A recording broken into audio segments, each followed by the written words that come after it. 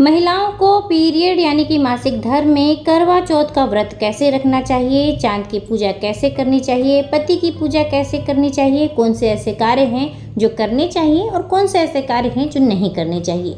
2025 में करवा चौथ का व्रत 10 अक्टूबर दिन शुक्रवार को रखा जाने वाला है। चंद्रोदय का समय रहेगा रात्रि 8:13 पर। हर साल कार्तिक मास कृष्ण पक्ष की चतुर्थी तिथि को करवा चौथ का व्रत सुहागन महिलाएं अपने पति की लंबी उम्र और सुखी दाम्पत्य जीवन के लिए रखती हैं। लेकिन क्या करें जब पीरियड यानी कि मासिक धर्म आ जाए। अगर आप 2025 में करवा चौथ का व्रत पहली बार रख रही हैं और आपका पीरियड चक्र चल रहा है यानी कि मासिक धर्म आया हुआ है, तो आप इस व्रत को ना करें। यह व्रत मान्य नहीं होगा, इस व्रत को खंडित माना जाएगा।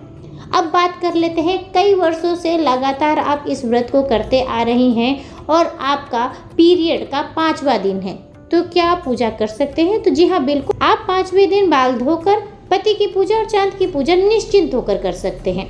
बात कर लेते हैं कुंवारी कन्याओं की। तो कुंवारी कन्या मनचाहा वर प्राप्ति के लिए या फिर अपने मंगेतर के लिए इस व्रत को रखती है।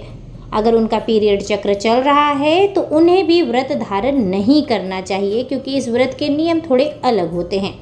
अब बात करते हैं कि क्या महिलाओं को पीरियड में चांद की पूजा कैसे करनी चाहिए। तो बता दें आपको कि चांद हमसे बहुत दूर होते हैं। चंद्र देवता का पूजन करवा चौथ में मान्य होता है पीरियड के दौरान भी। अगर आपका पीरियड आया हुआ है, 2 दिन हुआ है, 3 दिन हुआ है, 4 दिन हुआ है या फिर आपका पहला दिन ही क्यों ना हो, आप चांद की पूजा पीरियड में भी कर सकती हैं।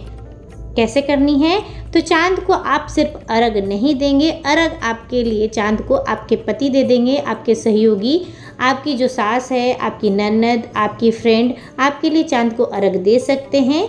अगर आपके पास कोई भी नहीं है, आपका कोई भी फैमिली मेम्बर आपके साथ नहीं रहता है, आप अकेले ही अपने पति के साथ रहते हैं या फिर आपका पति भी बाहर में है, वह भी आपके साथ नहीं है, तो आप करवा चौथ की पूजा में चांद को अर्घ ना दे। भगवान से क्षमा याचना करते हुए कहे कि हे चंद्र देवता, इस वर्ष में शारीरिक रूप से सक्षम नहीं हूँ आपको अर्घ देने के लिए। अगले साल जब मैं मासिक धर्म में नहीं रहूँगी तब मैं आपको करवा चौथ पर अर्घ अवश्य ही दूंगी।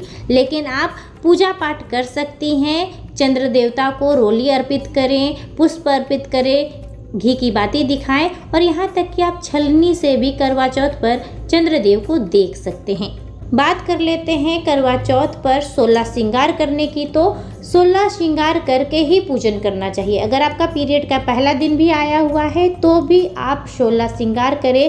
पूरे मांग सिंदूर भरे, आलता लगावे, महावर लगावे, हाथों में मेहंदी लगावे, शादी का जोड़ा पहने और 16 श्रृंगार करके ही चंद्र देवता की पूजन करें। अब बात करते हैं पति की पूजा की। तो पति हमारे लिए देवता समान है, पति हमारे भगवान होते हैं, पति को परमेश्वर का दर्जा दिया गया है। पति हमारे सामने रहते हैं, इसलिए हमें अपने पति की पूजा नहीं करनी है। पूजा के किसी भी सामान को हाथ नहीं लगाना है।